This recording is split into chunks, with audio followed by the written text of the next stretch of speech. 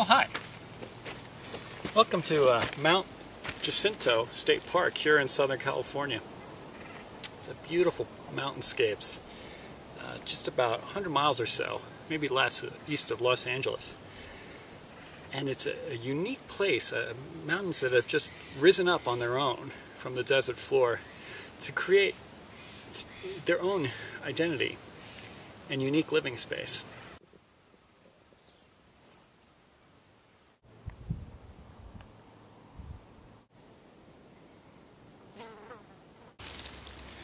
As you'll notice, I'm holding a pine cone, and it's quite a big one. This comes from the coulter pine. Some of them get up to 2 feet in length. They're also nicknamed the widow's cone for dropping on brave young men and making their wives widows. When the Spanish scouts first came to this area, they mistakenly took the pine cones for pineapples, which they had seen so many of in Hawaii, and relayed back to their commanders that there's plenty of food up here. Of course, it's very dry. So they all came to this area thinking that they would make an encampment here and be able to feed off of deer and, of course, the bountiful pineapple. But when they got here and tried to cut it up, they found that there was no pineapple inside. Of course, and discarded them and began to starve. And of course, the natives of California actually eat the seeds, which are very sweet. And they tried to explain this to the Spanish, but of course the language barrier was so bad, the Spanish kept thinking that the natives were telling them, yes, this is a pineapple. And the Spanish were saying, no, it's not a pineapple. We know what pineapples are. But actually, natives were just saying, you have to eat the seeds, and you can survive off of these.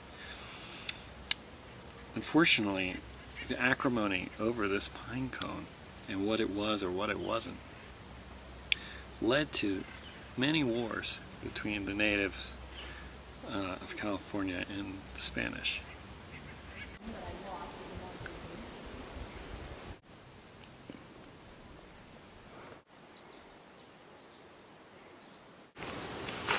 Perhaps now would be a good time to talk about the mountain lions, a number of whom inhabit this area. It's not smart to pretend to be dead when a mountain lion attacks you. Much like the common house cat, the mountain lion will eat you. Mountain lions like to attack from behind and get the neck. At this point, the best thing to do is forward roll. After that, there are two commonly accepted practices for self-defense against the mountain lion. The first, and most featured in handbooks, is to attempt hand-to-hand combat with the wild animal that has large paws and large claws and moves very quickly. The second, which I like to use, and also has a growing number of subscribers, is to exploit the mountain lion's ticklish nature. Hiking, mountain lion attacks, roll, tickle. You want to try and get as close to the belly as possible. It's the most sensitive area, as well as just under the chin, which shouldn't be too hard to find, because especially if its teeth are digging into your head. Now the cat will do usually one of two things. It'll either run off because it can't take the tickling, or it might actually hang out and indicate it wants more tickling. This tickling feature is unique to mountain lions. If you're traveling in Africa or Asia, encountered a tiger or an African lion, tickling is probably not the best thing. In fact, it only makes them angrier. So remember, mountain lion tickling is fine.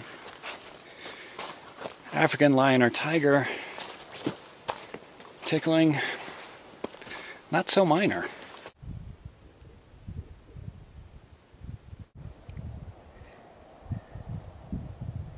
my other favorite activities on the mountains, in Mount San Jacinto Mountain, is to go snake hunting. I mean, just to try and find them. They tend to be on the rocks, sunning themselves early morning, and then as the sun comes up, they like to transfer to the shade. I know this might sound crazy to some of you. It's actually a good way to get over your fear of snakes. Remember, snakes are more afraid of you than you are of them.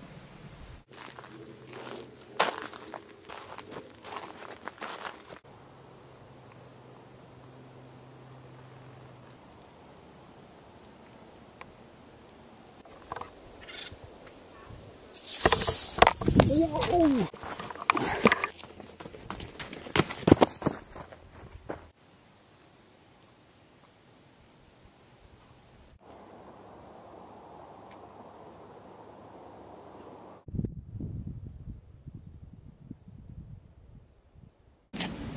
All about this mountainous landscape, there are very large boulders seemingly having been tossed about either by a violent geological happening or perhaps some game of toss by giants. It's hard to say.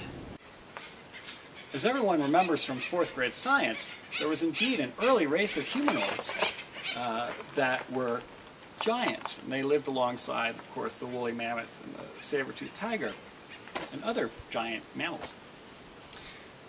However, these giants were only 7 to 10 feet tall, not the hundreds of feet in tallness that would be required to lift stones such as this one and throw them about like so many pebbles. These great big rocks, perhaps more famously found in Joshua National Tree Park, as well as New Jersey, neither do they bear the evidence of a violent volcanic eruption. Indeed, upon close inspection, they seem very much at peace. Or did natural erosion account for this? All these big stones just popped out of the ground like so many overgrown potatoes. Could they be potatoes? So many questions and so many answers to those questions. But perhaps there is one more theory that strikes a chord. So-called magic stones. Small stones that were placed about by prehistoric peoples and then watered and then would grow. Of course, commonly we think of stones as getting smaller, whether it's through simple weather, erosion, or old age. Prehistoric peoples would place them in important sites. They'd get to such a great size that they would indicate homes or religious important things. To me, it seems like the most convincing answer. However, it is true that there's no evidence to support this.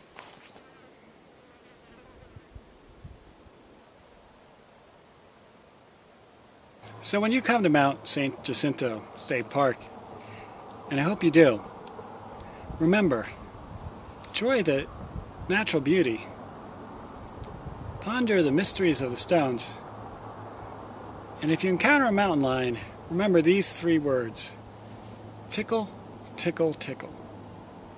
Excuse me, I've got some traveling to do.